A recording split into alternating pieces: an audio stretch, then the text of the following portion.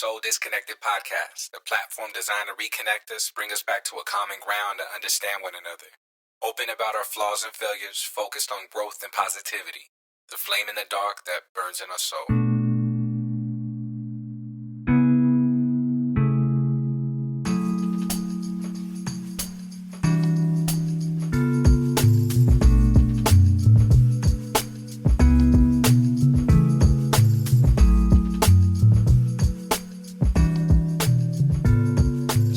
Check, 1, 2.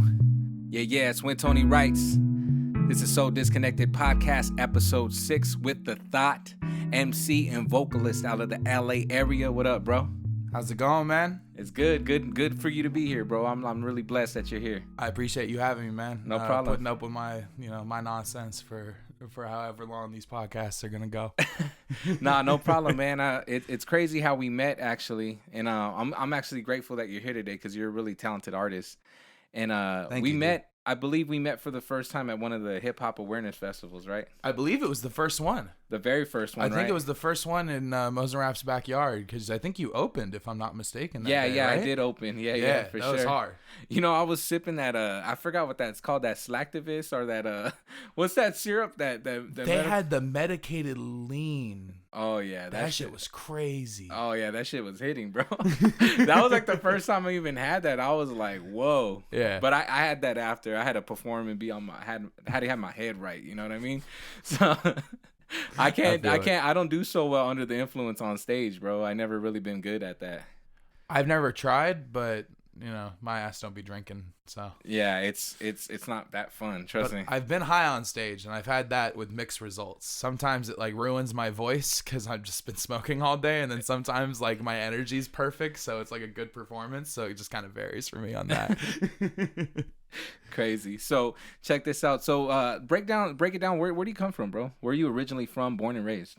I am from Highland Park, California. That's what's up. I was actually born in Glendale, but my parents had a house in Highland Park, right next to the rec center, on like Avenue 64 in New York, right there. And, we're like the first generation of gentrifiers of the Highland Park area for sure. Oh, wow.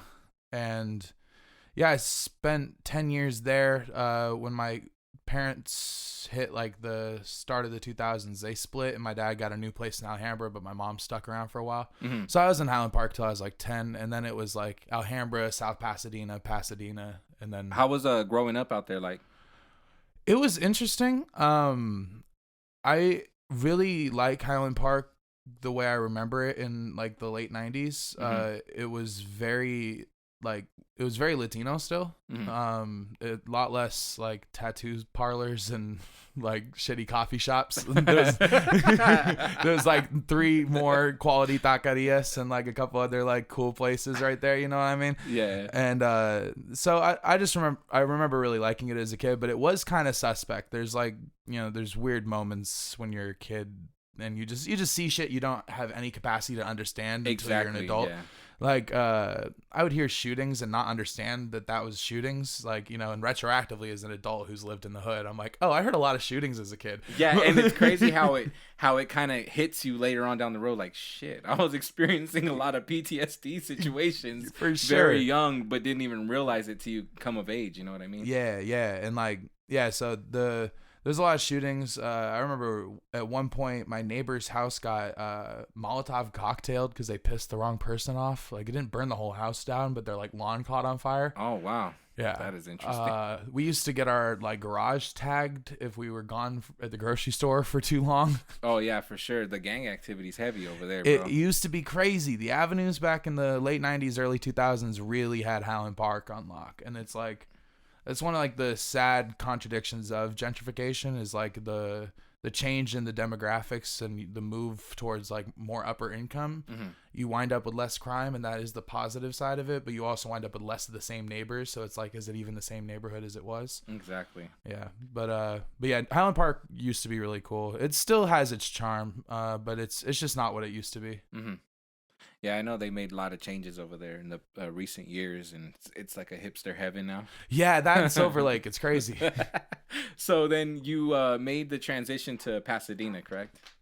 Yeah, when my mom moved from Highland Park, we moved to South Pasadena, and we were actually going to school in Alhambra at the time. But once we moved to South Pass, we started going to the South Pass schools. And I was there for middle school and the 3 years of high school that I did. And then once I was out of high school, I transferred to PCC. And for the year of PCC and the last year of high school, and then like every amount of time in the Pasadena area I've spent since I got back from Montana has all been Pasadena. So I kind of would say my coming of age was in Pasadena. So that's kind of where I say I'm from usually when people ask that. But like where I'm like from is definitely Highland Park. Okay, for sure. So you're saying like were you as like you turned into adulthood and kind of found yourself? Yeah, I made that like turn into adulthood in Pasadena. So I kind of consider that like where I'm from. That's like really where dope. That's dope. where I find my identity like linking with a lot. But at the same time, Pasadena's trash in a lot of ways. And that's what It's Not What You Think was about. Like as much as I love it, it's not what you think. So how was PCC? You only went 1 year, right? Yeah, I did a year there. I transferred to Montana State after a year. It wasn't great, but it was pretty cool. The main problem with PCC for me is the cocaine scene in Pasadena is really heavy, and like PCC had like a really heavy cocaine scene, and so you just seen a whole bunch of small sandwich baggies laying around, right? I snorted a whole bunch of small sandwich baggies. Like, oh shit! By the end of like the first 2 months of class, I was like really into cocaine. It took like 2 months for PCC to turn me into a cokehead. So instead of like the normal Adderall habit in college, it was like everyone was on coke. Oh yeah, it was a coke habit, and it was also like I picked up cigarettes that first couple weeks too. Like that first few months at PCC was crazy. I was going through like a really terrible breakup with this white girl, and I picked up a new white girl. Oh. But a tie. Oh wow, that was a trip, dude. So you've dropped 5 projects this year, correct? Yeah. Yeah. That's fine. All right, so we have Perish the Thought, It's Not What You Think, Thoughtsmith, On Second Thought, and Hey, Think Fast. So far, right? Yes. And you just dropped a single on Friday. Yeah. Okay, and let's talk about that single real quick. What's the name of that? The new single is Lemon Tears. Nice. Yeah. It's produced by the homie Live Again. He's from Delaware. We met on SoundCloud. It's lo-fi. It's honestly just meant to be like a little like, here's a little taste. Like, yeah, has that little sour drip, you know what I mean? Give them a little taste of the lo-fi project I'm working on, because that's going to be way longer, and that's coming out early next month. Should be. Yeah. I'm looking forward to that for sure. Yeah. You got a feature on there. Oh, really? Uh-huh. Yeah, well, I'm really looking forward to that project, though, bro. You showed me the last time that I was linking up with you. You showed me a lot of gems you were working on, and I'm telling you guys, if you guys haven't heard the Thoughts music yet, you guys need to tune in. Definitely, this dude is very talented. I appreciate. Like I said, vocalist too, because he knows how to mess with his harmonies and whatnot, and he just overall knows how to work a track. You know what I'm saying? And it's dope listening to this dude on music. Getting into music and your life, and we were having a talk off the air right now, just life in general and all the shit that goes on a daily basis. What would you say honestly? And you've been pretty fucking honest since the open of this show. What's your biggest fear? You would say? Like I think my biggest fear right now is pretty mundane, and it's just that I won't ever like make a name for myself making music. I think. It's a very mundane fear, but it's like it's rooted in a lot of things. Like my little brother is already like on, like just finished a solo U.S. tour that sold out most of the dates. Like, fuck. Yeah, you know what? I hate to cut you off there. I had seen that you've been pushing your brother's music for a while. And is he's an indie artist? Yeah, he's like indie pop. Like he's making pop music, but it's definitely like an independent sound. Like it's not as bubblegum as a lot of stuff is in the industry. And it's kind of inspired a lot by like alternative rock and like older indie music and alternative music. Like I know like Bjork and the Smiths are huge inspirations for him. Yeah, that's dope. So I know we're talking about you, but that's pretty interesting. Your brother, when did he start doing this? Was he an inspiration to you? In some ways, especially in the last few years, he's definitely been an inspiration to me. As far as starting as a hip hop artist, I guess in a way he was, but like my start, I just kind of fell into it more than anything else. It was kind of more circumstantial than him. Like I think he really wanted to be a rapper from a very early age because he was already like recording his own music at like 11 or 12 years old. Like sixth grade, I think he dropped his first beat tape and was like bringing the CD to class. Oh like, wow. Yeah, he's been into music forever.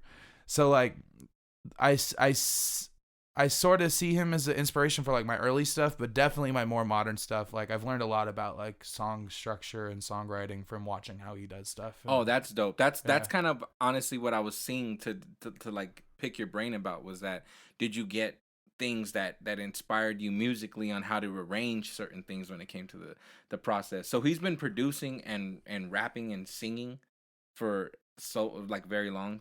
Yeah, I'd say he'd probably be like he's probably 10 or 11 years into being an artist at this point. And you followed him right after. Yeah, and I would say yeah, cuz he started at like 11 or 12, so like 6th grade, and I started making my first time recording was at the end of my junior year of high school. So that would be like 16. Mm-hmm. So yeah, he's got like 5-6 years on me in terms of like how old he was when he started for sure. That's dope though. That's dope being around that. And it's like, did you guys grow up listening to music a lot? Were your our parents played a lot of music. They like to influence you guys with music. And yeah. Was that something that they pushed on you guys? Like, hey, you guys want to play an instrument or something? Was that offered in your house, or was it more of you guys were just listeners of music? My parents like my dad plays guitar and used to always noodle around on the guitar. But he wasn't a very involved parent. He could probably have given a fuck regarding whether me or my brother wound up being musical. But my mom used to play clarinet, and she was very like typical suburban parent from the 90s, really thinks that their kids should know an instrument and play sports, like the whole schedule that you're supposed to have for your kid. Yeah. All of that stuff. So she very strongly encouraged both me and my brother to learn instruments. I picked up bass in 4th grade. So I was playing bass in 4th and 5th grade and a little bit of 6th and 7th grade too. Did that help you musically as well? Like how to structure things? Or I would say so, but I got this really bad concussion like between sophomore year. Wait, no. 2010. It was 2010. So that was at the start of sophomore year. I got a really bad concussion. Sorry. I got a really bad concussion at the start of sophomore year. It was the first game of the JV season. And I lost a lot of my memory of how to speak Spanish. I lost a lot of my ability to read music, and I lost a lot of my math skills. Oh, wow. And were you playing sports at the time? Yeah, it was football. Oh, football. Damn. Yeah, I played football back in the day. What position did you play? I was left tackle. Left tackle, defense or offense? Yeah. Oh, nice. That game I was also on D for defensive tackle too, but yeah, I got it like a blindside hit, or you hit someone head on? Long term, it was it built over the course of the game. Like essentially the outside linebacker for the other team we were playing San Gabriel, and that team like on average is probably 4 inches taller and 50 pounds heavier than our entire team, just because they're from a different city. They're not a bunch of scrawny Asian and white kids. They're like the stocky Latino kids from the city next door. You know what I mean? So they're just bigger kids. And the guy who's playing outside linebacker on the JV team, he went on to play NFL.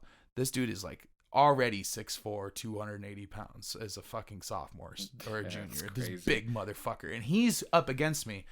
And it's the first game. Coaches didn't teach us how to put our helmets on right either. So his strategy the whole game is just come in, headbutt me, go for the quarterback. So I was concussed by the end of the first drive, and I didn't get taken out till halfway through the 4th quarter. So I played like 3 quarters with a concussion, and every play was getting my head rung again and again and again with my helmet on too loose. And so I barely even remember that day. I barely remember like the next few months. There's a lot of crazy shit. Was there a time where you complained about headaches? Did you go to the doctors for that or anything? Oh yeah. When I came out, when the coach took me out at the 4th quarter, I told him like head hurt. I couldn't look at the lights, and I went to the hospital that night. For sure. Yeah. If the lights are bothering you, that was a big problem. Man, yeah, I'm glad you're good and you're here now, bro. Yeah, high key. I think the whole thing kind of reset my brain for writing, because I wasn't like big into like poetry or anything before that concussion, and then coming out of that concussion, I started reading a lot and I started writing a lot, and it just like slowly that kind of turned into what I do now. Oh, wow, that's crazy. I took a lot of hits to the head before too, so maybe that did it, bro. Maybe that's why scientists look into CTE have a connection with lyricism. All right, getting back into the fear setting and the realness of our situations. What's your biggest insecurity outside of your fear? What's your biggest insecurity that you have involving you as a person? Man, that's tricky. I guess it would be like my sense of reality, if that makes sense. Mm-hmm. And it's like a really embarrassing one to have, because like that's one of those things that you're supposed to be very confident in. But the way I grew up as a child, my parents were like, my mom was all right, but like my dad is one of like the worst humans that you could ever imagine on this earth. Like mm-hmm. I had the devil as a father, and the kind of gaslighting I went through as a kid, and the kind of like trickery that he used to pull on me, like the mental games and stuff, my feeling that I wasn't insane didn't really start to solidify until my like mid 20s, like until like 23, 24. Like I would always second guess every thought I had is like, oh no, that's just irrational. I'm just thinking that because this, and it was always because I've been taught those loops, you know? What it is just it's years of trauma and self-doubt. Mm-hmm. And then sometimes when like we've had that conversation off there too, people with that may have hatred within themselves, they don't have no other way to direct it. So what do? The next best thing is either their children, a friend, or someone that they can lean on and feel like they can take all that stuff they build up within them and pour it onto the next person. I'll say something for that whole process as a PSA to the world. For all of the bullshit my dad took out on me, that man is no happier today. Yeah, hey. Just PSA from that. Yeah, shit. That's crazy, right? Huh. Man, it's like taking a bunch of wasted energy and pain, you know all that wasted energy, just, you know, and you know what's a big thing too, and I think people are starting to now realize that, but therapy's okay. Oh, man. Saying that something's wrong with you is okay, you know, like we come from an era, and I know like I came from an era where like being around friends or certain people or being raised by like machismo, like a real, you know, independent philosophy, and you got to be strong-minded and all that. But you know what? If there's something wrong with you, or you feel like there's an issue, or you know you may need help, or as a family or as a person, individual, and you need help, you should go seek the help. And you should be culturally empowered to seek that help. Like, everyone around you should think that's a good thing. Like, go check on not your like, shit. Oh, you're like, oh, what's wrong with you? Are you crazy? What's wrong with your brain? Like, people treat mental health stuff weird. It's a trip that people, like, we came from a generation like that, of a lot of people thinking that's like taboo to. Look at how the world came out from that generation, though. A whole generation of people who never treated their mental illness because they were scared of what that would mean for them socially, and look at the world. Yeah, and it makes a lot of sense. All because we were worried about the judgment, or worried about what other people would say in your community, what people at school would say, or whatever, you know, because you'll be singled out. But now all those same people that were sitting there pointing the finger, some of those people are now openly getting help. Because they never realized themselves too that they possibly had issues that they needed help with, and that's a trip, ain't it? Yeah, and it's crazy. Like, I mean, because denialism can last forever, but it can't last like forever. You know what I mean? Yeah. Like, it'll go on, but at a certain point, someone will say, "You got to stop doing this." And if you're not willing to accept that you're doing it, you're gonna lose that person, or you're gonna lose that thing. Yeah, and you know what's dope is like the older I get, and the more I come to terms with truth and realizing that I'm not perfect, it makes me feel a little bit more better. And I try my best to start being more open and honest about shit, because it's like the more you hold in, the more it's just eating at you every day. Exactly. And it's like, I feel like people take being honest and straightforward about things as like a call for help, or like worrying sometimes when it doesn't necessarily need to be. It's like, no, I'm just sharing facts, fam. Yeah. If that's like a grisly fact to you, then like be happy for your childhood. Like if that's not grisly to you, then like shit, let me know if you need to talk. Like exactly. But like I'm just saying, like, this happened. I'm not saying I'm in a hole right now because of it. I'm just saying it happened. Yeah, exactly. Someone needs to. And it's good that you can speak on that because, like I said, we're just having conversation here, and that may hit someone where they're like, "Fuck," like I feel exactly where he's coming from. Hell yeah. And it's okay to feel this way, and it's okay to be awakened by it and to be open about it. But it doesn't need to be. It doesn't need to destroy me. It doesn't need to eat at me. You know what I mean? And I think that's the best way, like you said, like you're just coming with facts and. Look at how like you're creating so much now. You're doing so much with yourself now that none of that stuff really matters. It could have been a part of what molded you to be the great artist you are today. I feel that. I definitely still, I'd like to wake up with nightmares less days of the week for sure. But we can't all live in paradise. Exactly. But it sounds nice, but we can still function despite the shit that we have on our back. Sure. You know what I mean? And I feel like it's. Sometimes when you don't do the maintenance, nothing works. But and that's what therapy is. It's work. It's maintenance. Like you have to go there and you're just putting pressure on wounds. You're not stitching anything. You're not performing a surgery. You're putting pressure on the wound to slow the bleeding. Because as amazing as talking through things or medication can be, there's still scars in your brain are a thing. Yeah. You have wiring that happens, especially in those formative years, that early childhood trauma.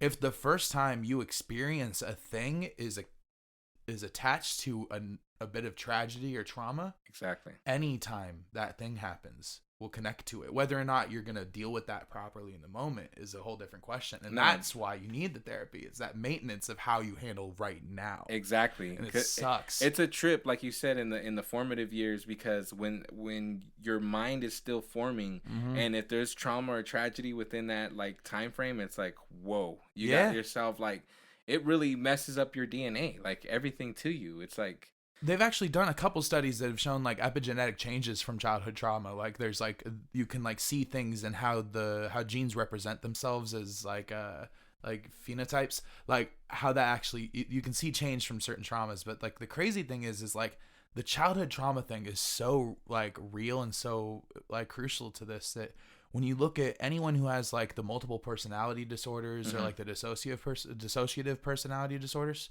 there's always a formative moment, somewhere between 6 and 10, I think is what I read. It's always between those ages where something just fucked happened.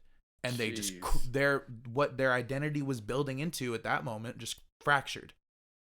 It just developed into fragments. Because the brain's amazing. You know what I mean? It's going to figure out a way to survive. It's trying to keep your heart moving. Yeah, and that's all its function is at a certain point. What's crazy is that when you're when you're an adult, that part of the brain where it just kicks into survival mode is only specifically to be for survival mode. When you're that young and that operates, I'm sure it totally goes haywire in your head. For sure. And it's how much do you think you need survival mode for when you're a kid? The first time you get in a pool, you probably think you need survival mode. You know what I mean? Yeah. That fight or flight response is a lot quicker, a lot more of a hair trigger when you're a child because a lot more can kill you. Yeah, exactly. So that reaction is quicker and it's deeper and it's it can it's crazy how that stuff happens. And it's you wonder why there's so many tie-ins to that because you see a lot of people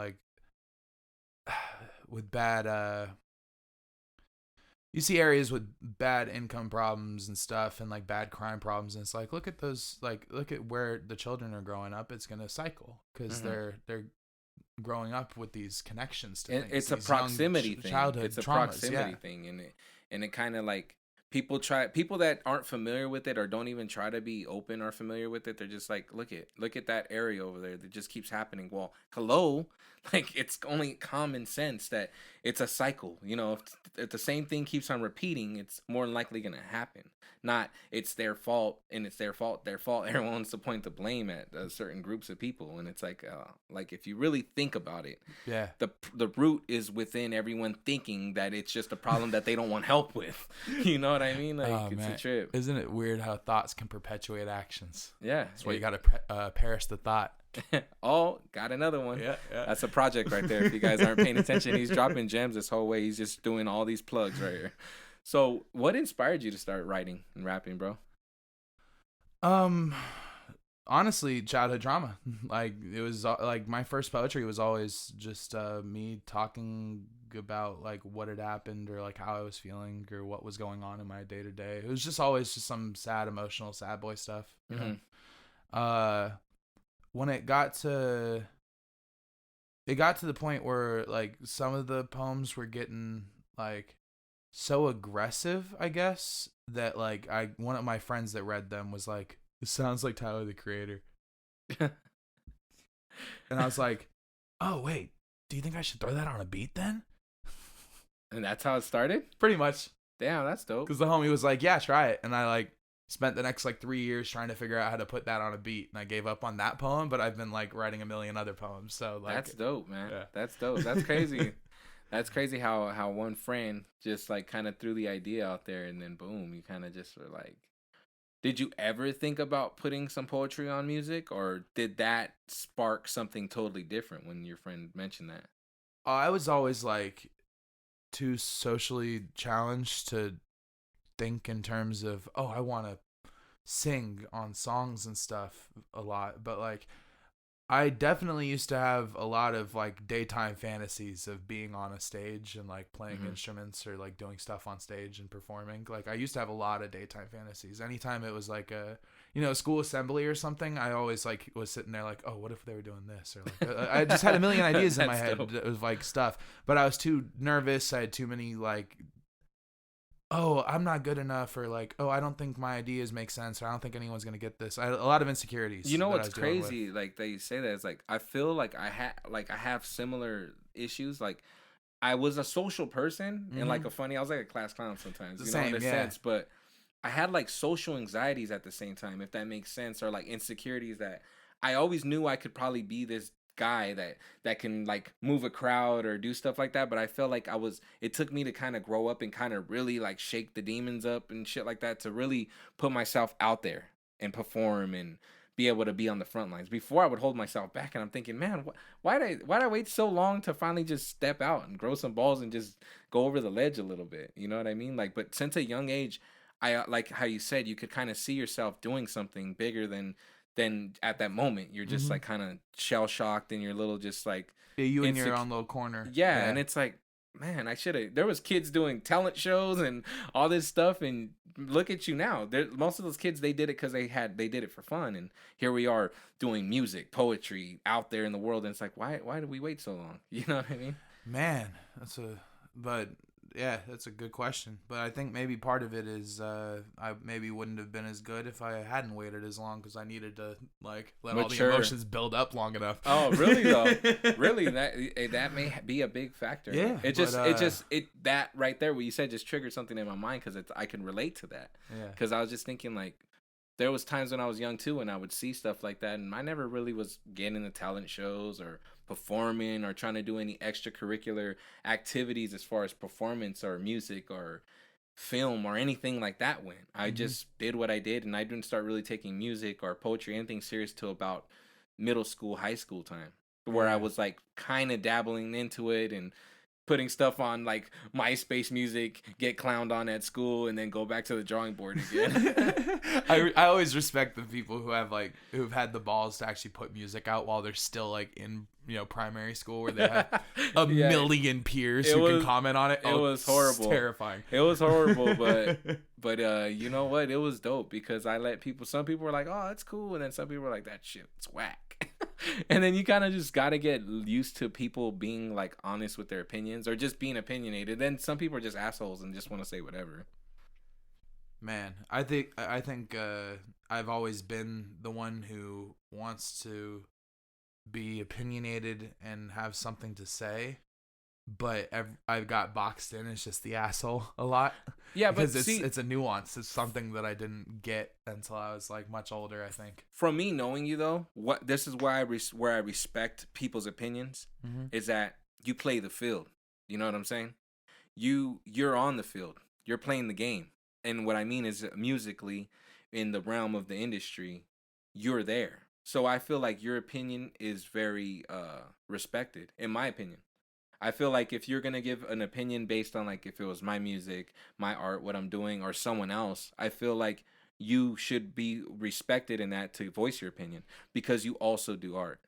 My hardest thing, my thing are, and I could be totally wrong. This is just an idea or opinion I've had once before, is like everyone could be opinionated on so many things. But my biggest gripe, I guess, with people, and I, like I said, I could be totally wrong for this, is just that it's tough sometimes when people have heavy opinions, like they can do that thing. Like they give an opinion as far as like if they can actually be in that moment and do what I'm saying is like, say someone's giving an opinion on a rapper or rap, but they can't even rap. But yet they have a million opinions. Oh, he should have hit it like that, like blah blah blah blah blah. But they've never recorded a song. Exactly, that's what I'm saying. I'm sorry, I'm dancing around the damn thing. Yeah, I get what you're saying. I think to some degree, like the layman can just have an opinion. Like if you listen to hip hop and you hear a hip hop song, and you critique it from the lens of the hip hop you listen to, I think everyone's opinion is somewhat valid because it's subjective. You know, it's the music you want to listen to. But if you try to say, "Oh, that album is terrible," I mean, if you can't even make a song, what are you doing? Yeah, that's what I'm saying. That's pretty much where I'm getting at right there. Is that whole thing? No, I get you. I respect everyone's opinion, and I'll sit there and I'll let you. I'm actually trying to become better at listening and then speaking, because it's like it's so big on this whole like, oh, communication, but it's actually comprehension and listening and understanding what the other person's saying. But Facts. I'm really trying to get better at that. But honestly, like, I'm so open to everyone's idea and opinions, so I can actually hear what they have to say and take it in and then let them know what I have to say. But that part right there, what you just said, that's facts, bro. Like, if you can't do this shit, you know, have, like you said, the subjective opinion is fine. Like, go with, everyone has this opinion on certain things. I don't like this, but I can see why it's good. It's totally acceptable. But like, exactly. This is trash. And you home listen to Lil Nas X. Okay. Well, yeah, that's what gets me though. That's the only thing that really gets me upset, is that's my only rant I could say about opinions. Is that if you don't ever take the time to put in the work or even attempt what you're trying to critique or criticize, then I would just shut the fuck up. I feel that, and I think my. It's tricky because back in like high school and stuff, I think I got the reputation for being an asshole because I was so opinionated on shit like whether God existed or like. I just think you were just honest. Yeah, you were just and honest. I was speaking my mind. You questioned everything though. Yeah, and you know what's crazy about that? I just didn't do it very delicately. Yeah, no, yeah, that's probably some people probably want to get laid down softly. Yeah, but the thing is, bro, is that, you know, some of us grow up and we don't start questioning everything till it's like, not till it's too late, but it's like you should have always questioned everything since you were the littlest thing on this earth. Like, question everything. And I feel like that helps you grow even more, you know, mentally. Like, it just makes you question more. Yeah, no, I wholeheartedly agree. And like, you know, I hate to keep bringing it back to like the childhood trauma aspect, but like, I think for me, it's like, I learned before I was like 7 that, like, you know, when you look at the family dynamic, the parents are the ones that the children are supposed to trust to take care of. Oh, you know exactly, what I mean? Yeah. And so I learned by 7 that one of my parents could not be relied upon whatsoever to take care of me. And in fact, wanted to do harm more than often. Exactly. And it's like, once you know that you can question your authority, or that like you should question like whether your caregiver cares, like, when you're learning to ask those questions by 7, you have a huge leg up on critical thinking. You know what I mean? What fucking sucks too is having to be the parent when you're a child. Oh, that's the worst. Parenting, child parenting as a child is not cool, bro. And then you wind up being the friend who's got like this weird blend of like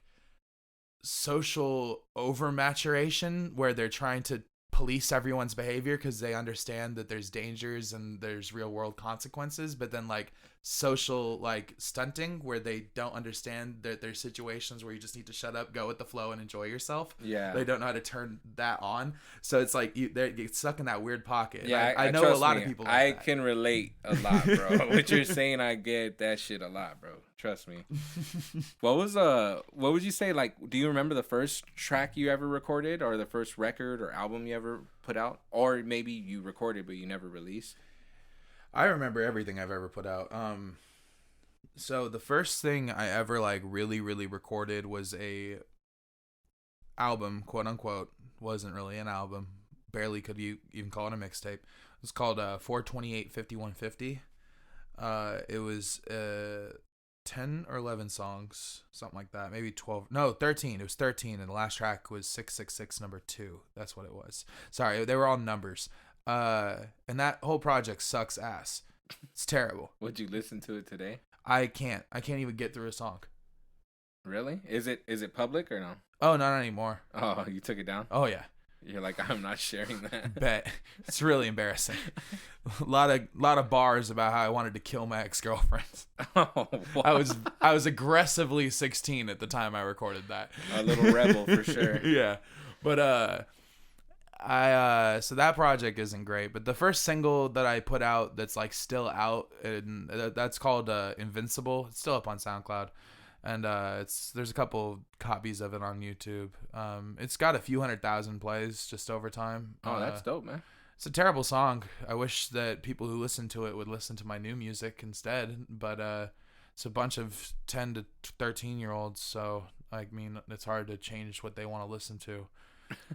This one Let's Play YouTuber uses that song as his outro for all his videos, and it's just a bunch he still uses it now? Yeah. Oh, that's he's dope. used it for like 5 years now, and it's just all these little kids saying, a check on that. Array 7 sent me. Array sent me. It's all these little kids with like furry pictures. It's just a bunch of embarrassing children. It's like, when you guys grow up, come back and listen to the actual albums, please. Yeah, that's a shameless plug right there. Yeah. So, how many years would you say you've been doing this now? Like on an independent level, you actually out here doing shows and circulating with the music? 4 to 5 years. And how's your experience been in it? Varied. When I was in Montana, I was killing game because there's no competition up there. Just all the rappers in Montana suck. Oh, wow. I'll so you were running on blast, Montana. If you want the smoke, hit me up. I'll dish your shit any day of the week. No, but, he's calling out all the Montana rappers. The whole state of Montana, come at me. He wants to smoke, bro. I was the best rapper in the state when I lived there, so it was just ridiculous. Were you able to sell music or merch or what? I didn't have any merch. You were just really grinding it out musically. I was just doing a lot of like local shows, and it's just like, the whole state has 1 million people. Like you got 10 times that in just LA. So. And you know what's dope is you took the thing is like, it's like that saying though, if you can make it in LA or like California, you can make it anywhere. And that type of energy, I feel like it's unmatched because it's like we're in go mode all the time, bro. Oh yeah. You go to some places, it's slow pace. You can kill it with anything you're doing. If I put out what I put out this year as like a rapper from pretty much any other city in America, it probably would have put me on just because no one else was putting out music like that. Wow. But it's LA. There's 1,000 other artists putting out music like that. Daily. So I still gotta stand out. There's people that become rappers overnight every day. Bruh, I know some. What up, new rapper homies? Welcome to the game. Welcome to the game of life. So, what can you tell me some of your best experiences and some of your worst experiences so far? I'd say my best experiences so far are a lot of the first year at hip hop awareness festivals. Those were some of the best experiences I've had as an artist, like period. Just I had never really seen anything like that, and the whole reason I wound up being part of BlaqKnoiz and like doing as much as I do with them is because those fests were so like they were just so powerful to me. I wanted to get involved, and I just want to stay involved. That's really dope, man. I'm happy that those experiences were your best ones, and yeah, and like other than that, it's just been like all of the collaborations that I've been working on, because it's like it's awesome that like I for sure at this point have somewhat of a reputation for being someone who's down to like collaborate with fucking everyone. Like, and you know what, that's together, good because you're building. Not only are you building a great catalog, but you're building a network of people who want to work with you. And not only the people that want to work with you, they're sharing your music with their following and their friends and their network. So it's definitely building up this huge network. Yeah, and that's the very tactical way to look at it for sure. But like I think I think the thing that like makes my heartstrings strum the hardest that I've seen because of the collaborations is that I've had like collabs happen where I'm doing like multiple collabs over the course of a couple months with people, and then people that have never met each other will start collabing separate from my studio because of collabs that they've heard separately of their own on my songs and going, oh, I like that, and started doing songs. Like, I've seen that happen now, and it's just crazy to watch. That's a trip, bro, how that works out that way. Yeah. So going back to the Hip Hop Awareness Festival, was that one of the first festival settings you ever been in, or just that setting in particular is what gravitated towards you? I have never been to like Coachella or any of the big festivals, like or any of that. No, I've never been to any of those. I went to this year's T-Hop Fest, and yeah, that was cool. But it had more to do with the vibe of it. It had more to do with the energy of it. It had more to do with like what the movement was there to do and what the purpose of it was. And it had more to do with like how watching the sun explode, like, or like watching the birth of a planet. It felt like something really cool was being summoned for the first time. Like no one was really doing something with that energy. Yeah, I definitely remember meeting you for the first time too, because you really had good energy, bro. Appreciate and that. And you showed mad love after I came off the stage. You were like, you gave me a lot of props, bro. And you killed that shit, bro. I think I still got your card. You know what's crazy is like in the hip hop community though, like, it's changed. It has its waves, but you don't really, a lot of people, it's hard for people to do that, you know, like, and I commend you for that, because some people don't ever want to just be like, hey, bro, that was dope, good shit, you know. It's like, I think it's an ego thing, an insecurity thing, and I don't know what else it could be, honestly. But if I see something I like, I'm gonna go give dap all day, because that's, you know, I feel like they deserve that. I'm gonna dap up. If I think your set is like tolerable, I'll dap up even. But like pretty much if I don't say anything, it's because I'm not feeling good that night, or your set was whack and I just don't want to say it to your face. So I'm just going to say nothing and do what my teachers always taught me, which is if you don't have anything nice to say, just don't say anything at all. Those are facts. You guys should really listen to it. Thoughts kicking game right here, bro. So what would you say motivates you, bro? Mos and Raph. I think he Tower of Babylon fucked my life up too bad, bro. I think he motivates everybody. Anyone that's ever been around Mos and Raph, bro, like, yeah. I honestly, like, I'm grateful to be friends with him and to be able to be in his presence, bro, because he's taught me so much, and just sitting there with him and vibing out. And if you're vibing out with Mos and Raph, you already won. How I see it. That's a very smart point to make, because like, let that be known, world. If you're sitting in a room with Mos and Raph and y'all are even just hanging out, you have done something right. Exactly, because he's very special, man. Yeah, no, he's a wonderful human, and it's interesting that his name means God is with us or something like that. Like it's very interesting, because I'm not a faithful man, but like it's funny that the human being that I found myself following on this earth has God in his like biblical name. Very, very, very interesting. But yeah, Raph is amazing. Like that year of the Tower of Babylon, the number of projects he put out that year with the quality of all those projects, it really inspired me. If I'm not mistaken, aspect really inspires me. If I'm not mistaken, he put out an album every month for the entire year, correct? Yeah, it was 13 months straight. From January 2016 to January 2017, he dropped an album every single month. And it's almost entirely produced by himself. He did have features on a lot of stuff. Yeah, there's a lot of features. And he did mixtape stuff within that, right? On instrumentals too? Or were they... None of the first 12 had any beats that he didn't produce. Oh, so... That the 13th project, the 13th floor, was all produced by SoundCloud producers, and that's funny story. He actually did that because he enjoyed recording Food for Thought so much, or like some of those songs so much, because I recorded that with him, and I just kind of jacked all those beats off SoundCloud for that album. So he was like, "I'm gonna do a record like that. That's fun. Those beats are hard." So he did that for the 13th floor. But all of his other shit that year was all self-produced, which is crazy, and his beats are crazy.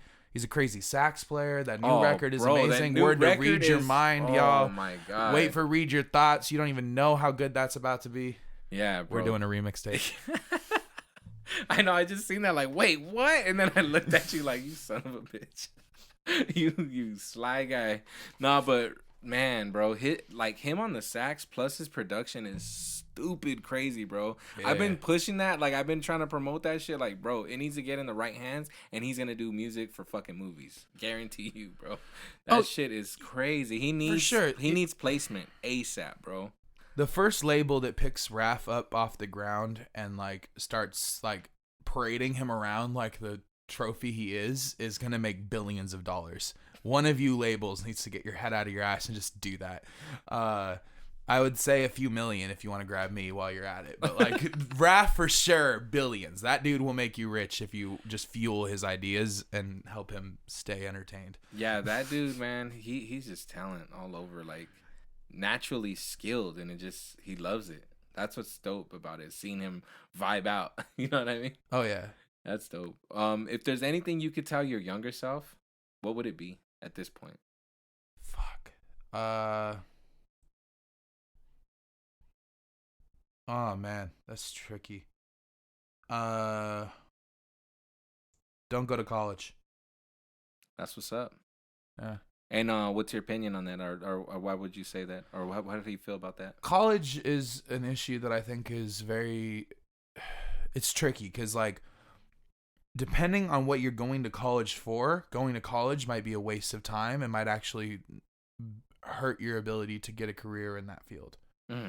I was going to college initially for political science, which I would look back on as essentially, like, career-wise, entirely a waste of time. Like, I learned a lot and I know a lot about the world and history because of that career path, but there's no jobs in political science other than being a politician, and that was not really the game. So it was a waste of time.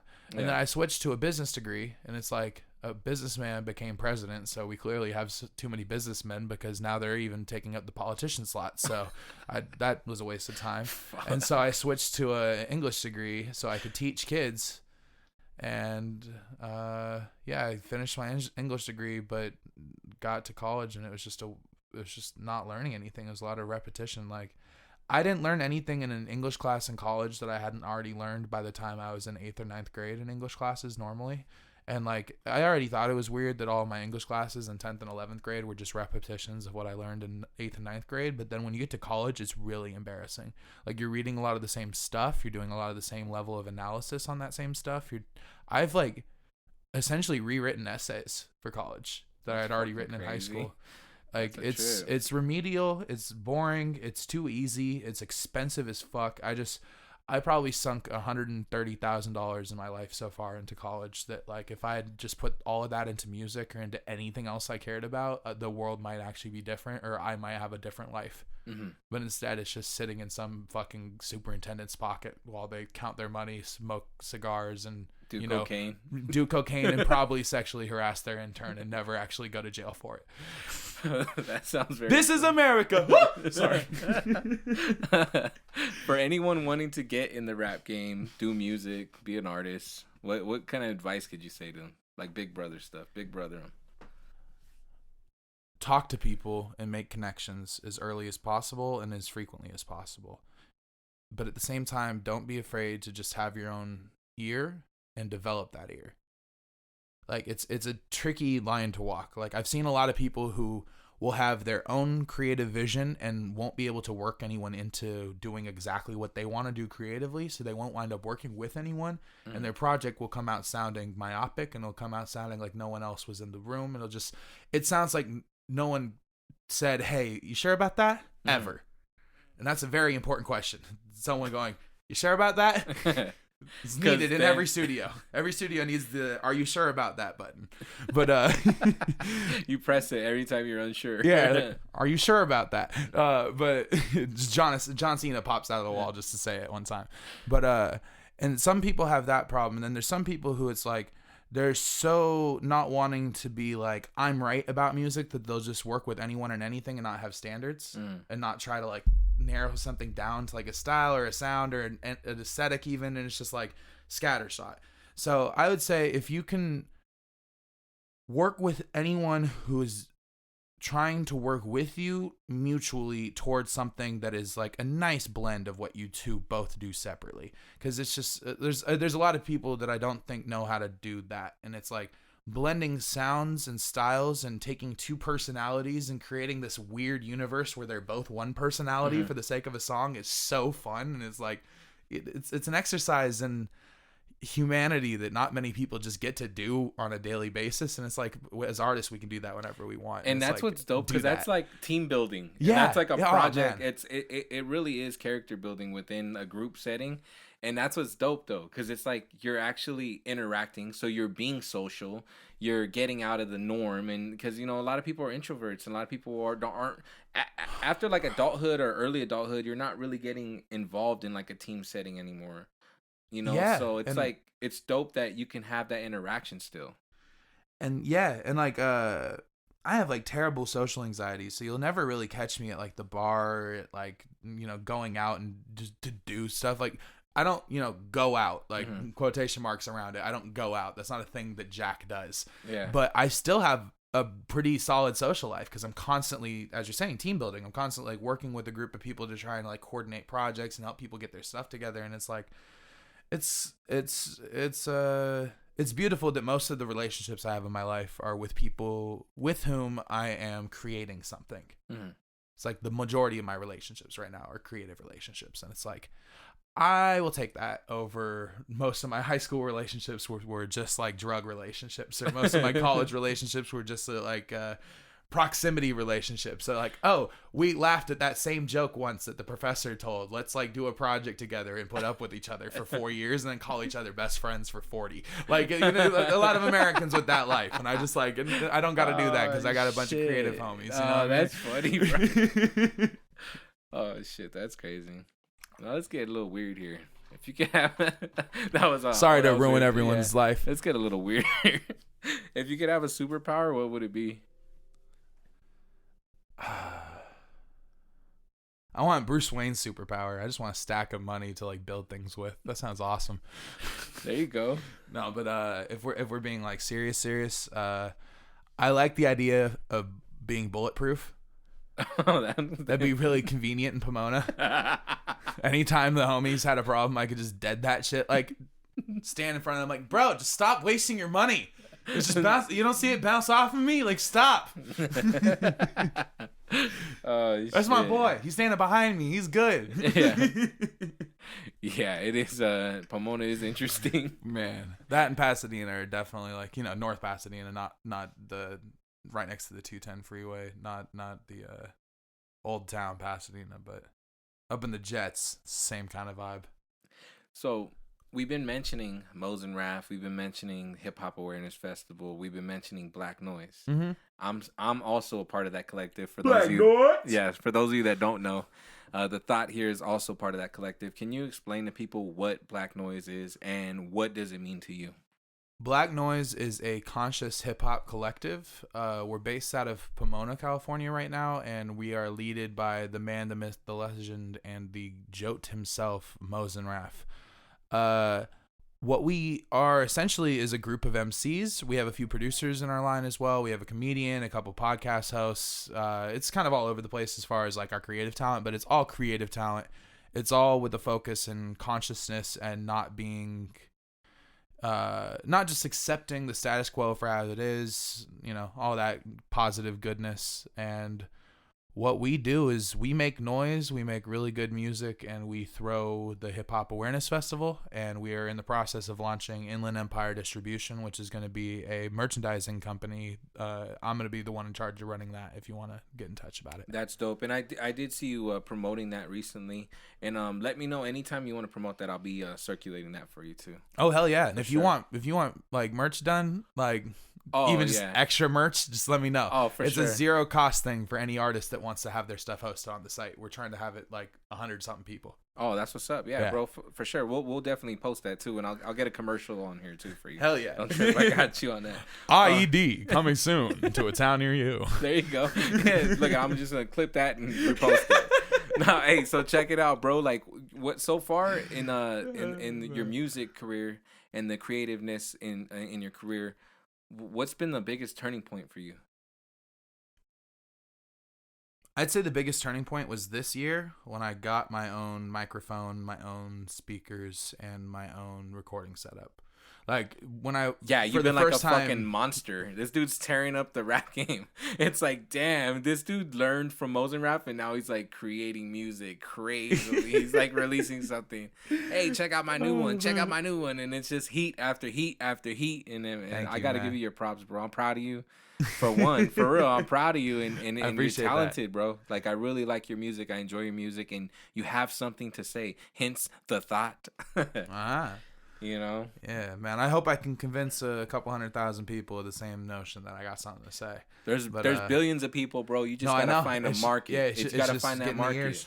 But yeah, once when I got the setup, that's really been the change, because just being able to be in control of my own creative freedom has just been a crazy development. Because it used to be I had to go somewhere to record and I had to like wait for mixes to come, and I had to just like, it was a lot of like relying on other people and other steps and middlemen and go-betweens, and just now it's like, if I want a beat, I can make a beat. If I want to record, I gotta stand up. If I want to mix something, I gotta mix it. If I want to put it out, I gotta just do that. If I need cover art, I can make the cover art. Like, any step in the process is like, I can cover it if need be. It's just so much nicer. And you see that right there, people, is that straight up, if you want something that much, you're gonna make it happen. And you've definitely been doing that, bro.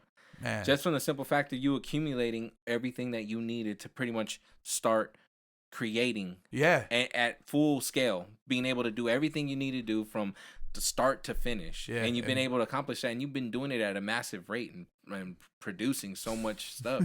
For real, it's dope, man. Bro. It's really dope that you're doing that. Keep up with my brain. And being that, what would you like to accomplish before the year end and coming into 2020? Do you have any goals that you don't mind sharing, or something that you're looking forward to? Well, as far as the end of the year, I have at least 2 more albums I'm trying to get out before 2019 is out. Mm-hmm. And then right now, I'm mulling over my ideas for what exactly I want to do with 2020. But other than launching IED, which I plan to do at the start of the year, I've been thinking of potentially doing a single every week all year, like just drop a song every week all year.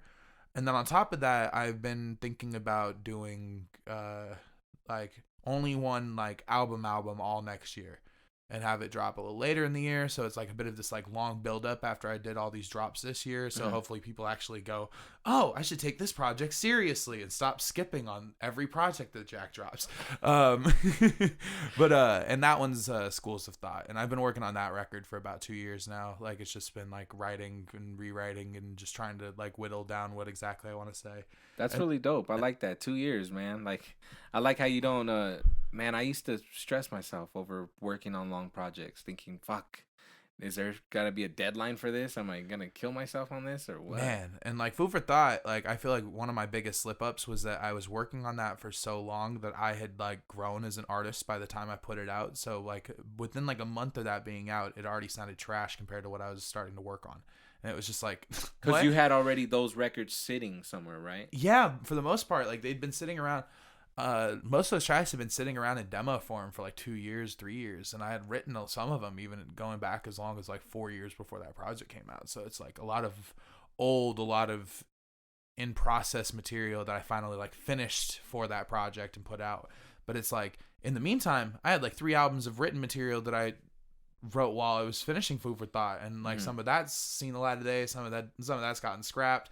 And I've written probably 30 albums worth of material since those got scrapped. Like, it's just like, it's a whole thing. And like, if there's one thing I can say to anyone when it comes to like starting, like the turning point that I had earlier this year, and when it comes to like this output, when it comes to all of this, I got my entire setup for less than $1,000. You can too.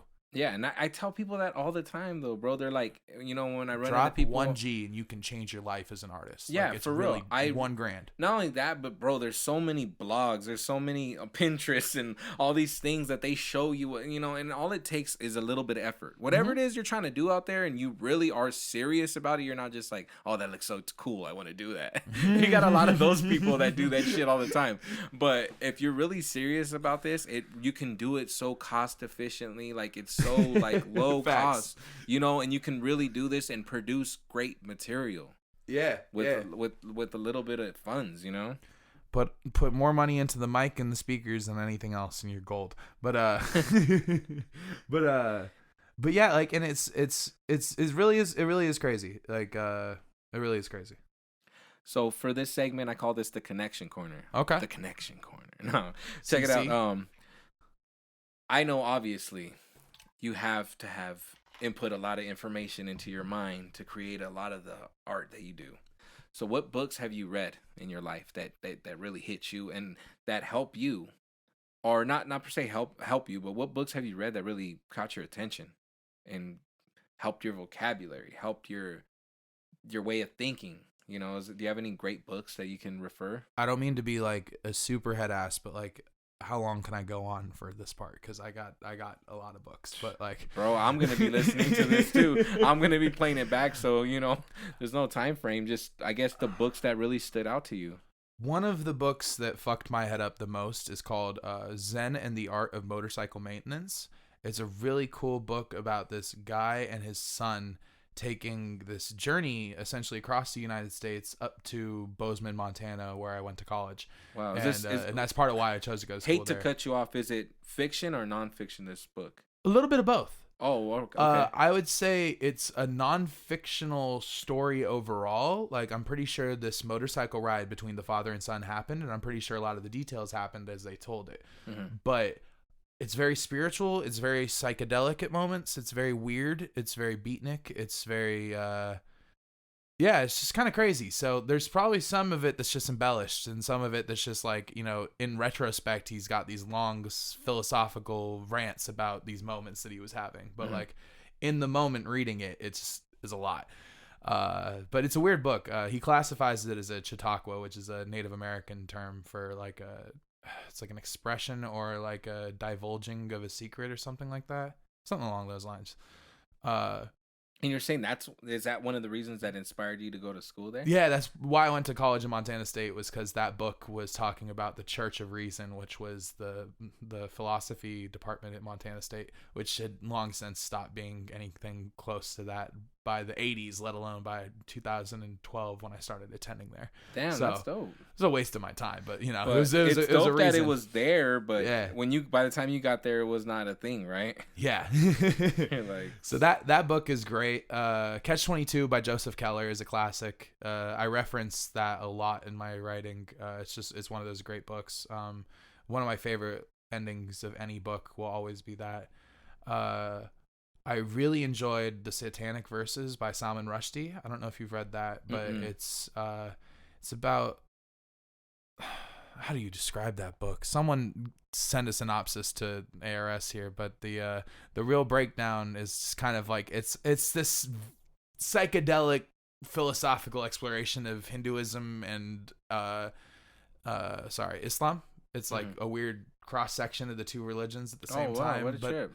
But the author had to go into hiding because for like 20 years or something after that book came out, because the entirety of the Muslim population of Earth wanted to kill him for what he had to say in that book. Damn, what a trip. Yeah. So that book's crazy. What was the other one? Ooh, Another Roadside Attraction is really cool if you like hippie stories. It's just about like this weird hippie farm store that's like on the side of the road. It's the whole book. It's really cool. What was the one that like really fucked my head up that I read a couple years back? I'm trying to think about it. I'm drawing a blank. The Gospel of Hip Hop, where KRS-One. Oh, all right, that's great book. Great book. Have you seen Rakim's book? No, I haven't. Oh man, I want to read that, dude.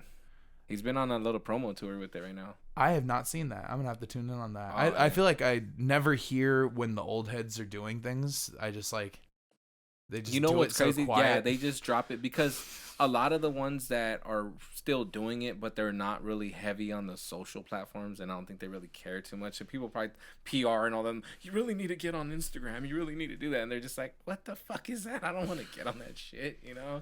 It was a whole different ball game back in the day, you know? The way they moved was a lot different back then. Facts. And then there's like the complete opposite, because you have people like Pete Rock, who are just fucking annoying on fucking Instagram. That dude posts like 6 6 times a day, and it's always like bad memes and dad posts, and it's like, bro, you sound like a 70-year-old autistic man. Get off Instagram. But you're Pete Rock, so I love you. Like, I'm not trying to insult you as a human. It's just your Instagram is so awkward and old. It's crazy that, like, you know, back in the day, I had this conversation before, but it's like back in the day, like, if you really wanted to find out about someone you really like adored and you wanted to follow and like someone you admired and inspired you, you would have to wait till like a magazine dropped, or you'd have to wait to buy the CD to read their bio in the CD. Yeah. Like, now you just follow them on Instagram and see what they do every day. Yeah, for real. And you see people posting what they ate, you know, what they're sipping on. You know, they're at the dealership. You're just seeing like a little bit of everything, what they're doing every day. So it's like day in a life. There's not really much excitement. There's excitement because you're following, but I just think we see everything now. Like, there's no really, you know, it's crazy. It's just like as artists, we're dropping like track lists now. We're dropping snippets out. Like, there's no real, I guess you could say, like, not that there's excitement. Believe me, there's excitement, but it's like I feel like the mystery is kind of going away a little bit. Yeah, there's a lot less of the mystery aspect of like who is he? Like, oh, it's such a fucking conundrum. Like, there's a lot less of that. Like, I definitely know a lot about like every artist I enjoy. Like, I can tell you a decent amount about just any of them off the dome because I follow them on media. So it's weird. It's definitely different. What are you a cartoon guy or a movie guy, or both? A little bit of both. What are your favorites? Of which? Each genre, doesn't matter. You could start off whichever one you like. As far as like cartoons, I watch a lot of like adult animated cartoons. Oh, so anime? That's what's up. Or like adult animated as far as like American shows, more so. But I do watch some anime. But I watch a lot of like Boondocks, Archer. Oh, the Boondock Saints. That's what's up, right? Or just Boondocks. Oh, okay. Yeah. Riley Boondock Saints is a cool movie. Riley, yeah, that's what I was getting confused with. Yeah. Riley and Huey, bro. Yeah. So I watch that. I watch Archer. I watch Rick and Morty's fun. As far as like anime, there's a couple good shows I really like. Psycho Mob 100 is really cool. I really like One Punch Man. That's a great show. Oh yeah, I've seen that one. That's dope. The same animators who did season 1 of One Punch Man did season 2 of Psycho Mob 100. It's where really cool. Can I find that one? Or Mob Psycho 100. Sorry, it's on Crunchyroll. I know that, but if you look up on any of those like illegal streaming sites, it's definitely on there. Sorry for the censors, but yeah, so it's out there, but it's a really cool show. Then what else was amazing? Oh, bro, what was that called? Devilman Crybaby. I've probably watched that like 8 times now. That's such a really cool anime. It's only 1 season. It's on Netflix. And it's honestly so quick that you can binge watch the whole thing in like 3 hours. Like, it's a really short show, but it's so crazy and potent, and the implications of what they're saying that this universe they're in does is so fucking crazy. And it came out like right around the same time as Bandersnatch, or at least I watched it around the same time as Bandersnatch, and it's just like the tie-ins between some of the concepts in those movies have my head fucked up. Hey Think Fast is written from like a lot of like headspace because of those things. Yeah. See, that's kind of why I wanted to get in the conversation of things like that. Yeah. So you could kind of see. Then it's like I go back to the album, hear that, and it's like, oh, okay. I'm starting to make the connection here. Obviously, people that would be into that can definitely spot on make that connection. But if you're on the outside aspect of it and you dive in, that's why like this right here is helping those people be able to like see where you're at. You know what I mean? I make a fuckload of references in my music, so it's definitely good to have a little peek behind the curtain to get where some of those references are going to come from. That's dope. So movie-wise, what are some of your favorite movies that you could think off top right now? Honestly, like, and I know it's cliche because it's October, but I've been watching like a ton of horror movies lately. But the horror movies that have been really sticking to me lately are like, have you seen Hereditary? Nah. Is that on Netflix? I don't know. I honestly don't know. If it is, watch it. It's amazing. It's amazing. It's so scary. Like, I couldn't sleep for like 2 days. It's great. Fuck. The movie's awesome. Midsommar was really great. That came out earlier this year, or late last year. I really like The Witch. A24 just keeps killing game with horror movies. But as far as like movies, just in a general sense, I'm kind of a sucker for war films. To a degree. I like war films too. Saving Private Ryan really gets me. I really enjoyed what's that recent one called? Dunkirk. That was a really great movie. I really enjoyed that one. And then, I would definitely have a penchant for all the Marvel movies. Like, anytime there's a new fucking superhero movie, I'm going to see that. Just because, I mean, like, if you're not tuned in with the superhero movies, like, what are you doing? Like, you got to at least see them if you want to have a conversation with someone. In not only that, you but know what I mean? the action in it, the way it's played out now, and just the whole direction of them, they're great. They're great movies overall. Especially the last two Avengers movies were just ridiculous. Like, the newest one, Endgame, a little less so. That end fight scene was definitely a lot of fan service, but who cares? It's a great fun film. Like, here's a summer blockbuster and its finest. You know what I mean? So those are great. But as far as like art house films, I have kind of been tuned out a little bit for the last couple years. I really liked Swiss Army Man. That was a great movie. Mm-hmm. That made me cry. Moonlight was good. Wasn't in love with it, but it was good. I understand why it won Best Picture. It was kind of asking for it. What was that other one? My brother's always telling me to watch Call Me by Your Name, but I still haven't watched it. Sorry, Roy. I don't like romances. I can't get into romance movies. I don't think I'd never have been in, like, quote unquote love or all that. I've never been through that whole thing. So when I'm watching romance, there's like this like disconnect for me where I'm just like, why would he do that? What are you doing? And it's like, because I'm not sold on this whole like passion of it. I don't understand how to think like that or something. I'm always like, what are you doing? What's going on? She's being terrible. Or like, I'm like, woman, like, he's beating you. Why are you here? Like, my brain just has no ability to understand what's okay about this. I'm just like, ah. You're like, hello, stupid. Yeah. My brain doesn't do well with those, but I'm trying to think. I'm bad at thinking of like things I enjoy off the top. I guess like The Departed, all of those kind of gangster movies are fun. I really like Martin Scorsese films that I've seen. Quentin Tarantino's always great. Oh yeah, for sure. I was just watching Hateful Eight again recently. Have you seen the extended version that's on Netflix? No, I don't think I've seen the extended version. I've seen the first one. It's barely worth it, but it's Quentin, so it is. Yeah, because it's Quentin. The killing scenes in all his movies are crazy, dude. That one is particularly crazy. The scene where Samuel L. Jackson gets his nuts shot. Oh! Like the sound they have him record is amazing.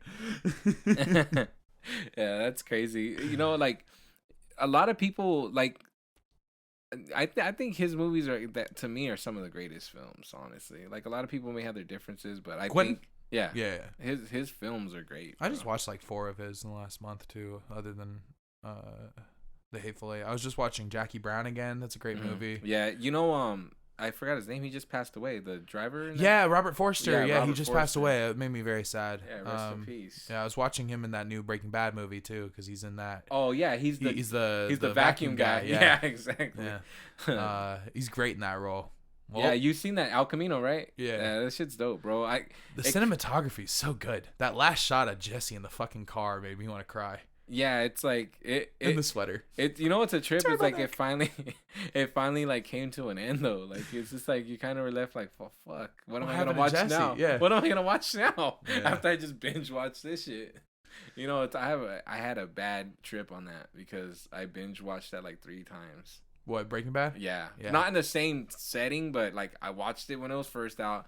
Then I watched it again, and I was like, fuck, I really like that series. I want to watch it again. It's so good. That's one of those like shows that will always go down as just god tier. Like it's as far as any TV show I have ever watched, start from finish, as far as live action goes, has the best ending that I've ever seen. I can't think of a TV show with a better ending. Have you ever watched Californication? No, I actually haven't watched Californication. Oh, Does that have a better ending? No, it's Dave Duchovny's like dick in someone's mouth or something.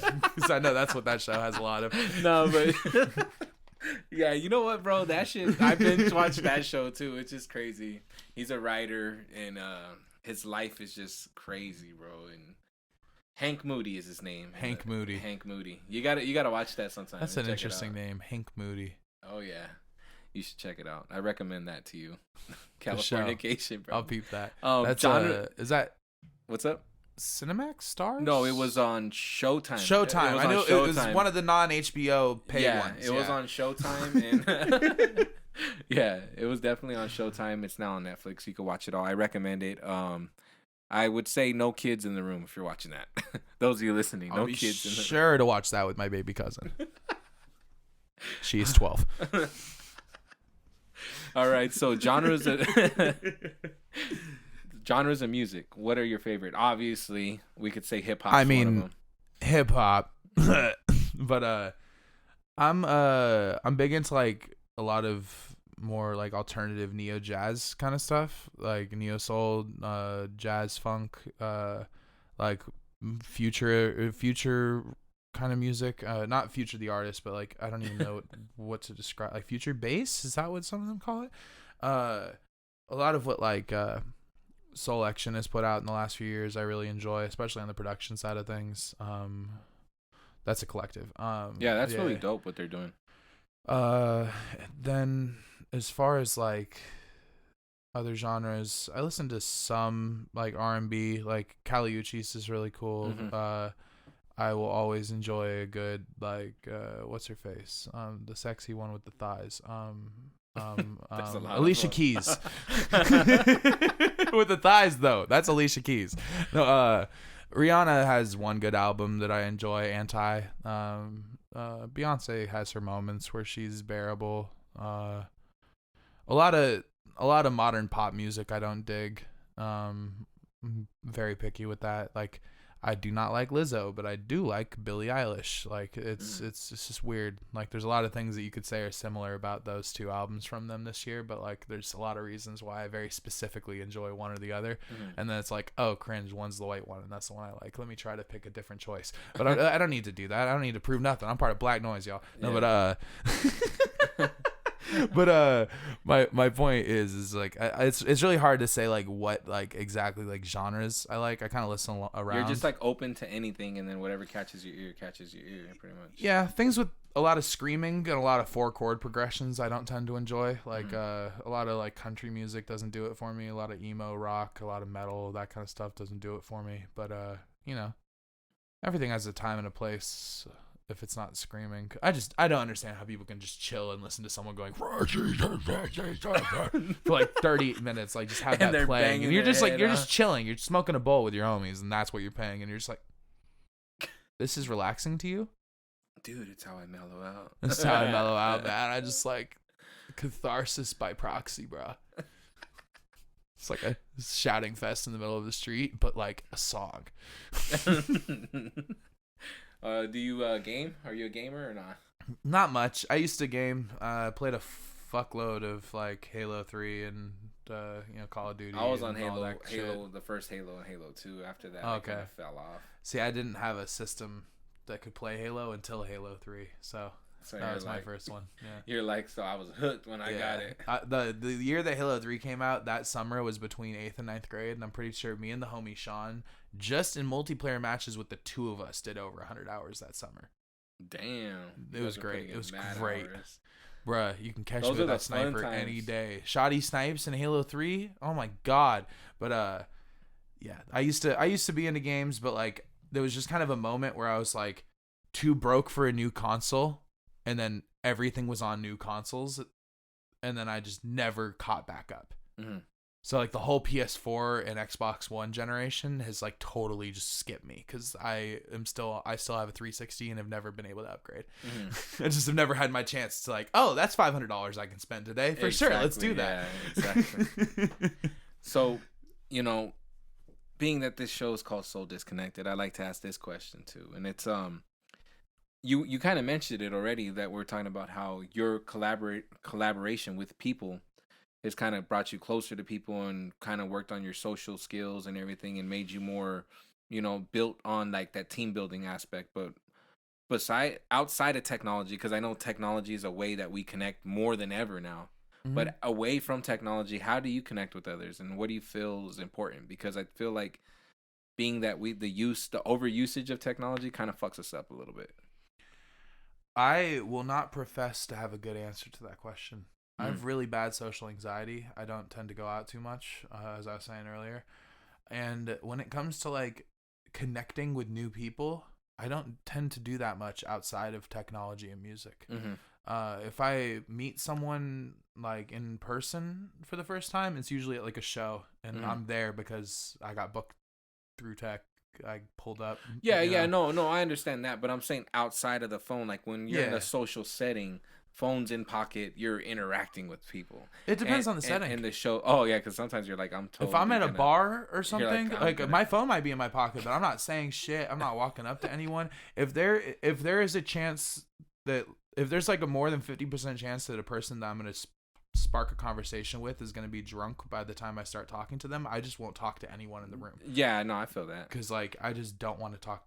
I don't like dealing with drunk people. I don't like the hot breath hanging over my shoulder. Bro, what's up, man? How's your night gone? Like, it burns me so quick. My dad was a big drunk, so I just like catch those vibes quick. Trust me, I can relate.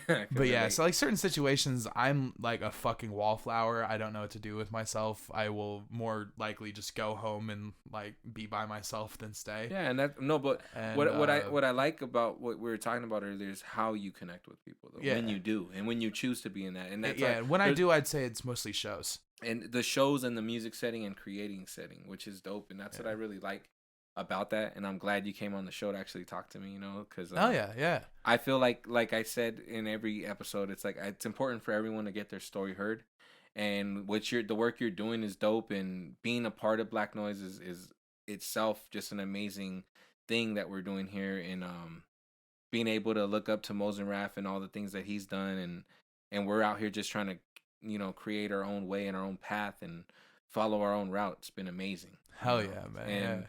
And just being able to see everyone kind of flourish in their own way. Everyone's kind of making their own way for themselves, but we all touch bases, from time to time, work on things together, and it's really dope. And we need to get on more of those meetings, though. Oh, for sure, we've been slacking. Sure. But yeah, it's really cool that we have like that team growth kind of aspect to it, and that like we're all growing individually, but like at the same time we have that team operation too. Yeah, it's dope. Like Zen Soul is like the most fun to watch for me, because like they're on BlaqKnoiz because I grabbed Raf and said, hey, let's poach them, let's get these guys, they're amazing. Yeah, they're very talented cats. And there was just a show in the backyard. It was just another show in that same backyard that we met. Like it's but yeah, it's and like so when I'm actually out there and connecting my soul to others, it's usually at shows and stuff. And I definitely don't go to as many shows as I'd like to and all that, but that's usually like that's facts. That's usually a financial thing because a lot of them cost money. It's usually a fucking stress thing because I'm like shaking like this, and it's just like I don't want to be that guy that's just too uncomfortable to be around for the whole night and ruin y'all vibe. If you smoke, does it calm you, or is it really doesn't make too much of a difference for you? Honestly, like smoking really helps me when it comes to sleeping, but when it comes to social situations, smoking cigarettes used to really help. I used to be able to, like, if I was feeling nervous, go outside and smoke a cigarette and come back in and like I was all right. But I don't smoke cigarettes anymore. So like ever since I quit, it's been really hard for me to like turn off that anxiety, that social anxiety in public. And weed doesn't really turn that off too much for me. Sometimes it can make it worse because it's like I'm the only one smoking, or like I'm the only one high when everyone else is drunk, and sometimes being the only high person in a drunk room can be very uncomfortable. You know what I mean? Yeah, I know. It's a different. You're doing something different, and sometimes you just have to be in a room doing the same thing as the people in the room. And it's like I don't drink like flat out period, so there's a lot of rooms where I'm the uncomfortable party. Yeah, because it's like alcohol has been like the social norm forever, especially in America, and especially in like hip hop culture. It's a lot of drinking and a lot of stuff that goes in those drinks. Pop goes the weasel. No. All right. So check it out, man. I'm tuned in with the thought. Do you want to drop anything, promote anything right now? Please check out the lo-fi album I'm coming out with sometime in November. It's called Think Again. It's produced by the homie Live Again. Please follow him. And peep the rest of the team. BlaqKnoiz has got a whole lineup that's pretty fucking stacked. It's, we got me, we got ARS right here, we got Mosin Raf, we got Zen Soul. And never forget that we got the Gorilla, Jay Rilla, who just dropped his album when rhythm and poetry met, when rap met. Yeah. And that's a great record. Go listen to it. If I'm plugging anything, it's the homies and myself. That's what's up, bro. And where can they follow you at? At Jack dot maybe. I was at the thought here for the longest time. I'm still that on a lot of social media, but turns out my Instagram is shadow banned. So I know I seen that. Currently trying to build a new one. I kind of seen and you broke it down how that happened. That's fucking weird. Yeah. Do you think it's because all the memes you posted, or what do you think happens when you get shadow banned? I don't know exactly what I did. I know that there's like kind of like a point system that Instagram has that like if you do a thing that they don't like too many times, you lose a certain number of points and they just hide your account from everyone. That's fucking weird. And so I'm not sure what I was doing that they didn't like. So that's what's hard to determine. But I think I just post too many political memes. Like I'm just like saying go kill police and like burn the government down too often. Like they just don't like that. That's my best guess. Because like I've just had a lot of songs and content this year that have all been like very political and very open. You're really politically inclined, and I respect that though, because there's a lot of people out here that don't know shit that's going on. Yeah, I'd rather know what's going on and have the wrong take on it than just not know. No, yeah, exactly. No, I respect that a lot, bro. It's good to know and then have your own opinion on it. Speaking of smoking, sorry. But yeah, I appreciate that, man. All right, so for sure you heard it first with the thought on So Disconnected Podcast. I'm When Tony Writes. Peace. Thanks for having me, bro. Yo, it's When Tony Writes. You're listening to So Disconnected Podcast. Make sure to follow us on Instagram and Facebook at So Disconnected. Tap the link in our bio to select the platform of your choice. We are also available on Apple Podcasts, SoundCloud, the Stitcher Radio app, TuneIn Radio app, and YouTube. Thank you for listening. Peace.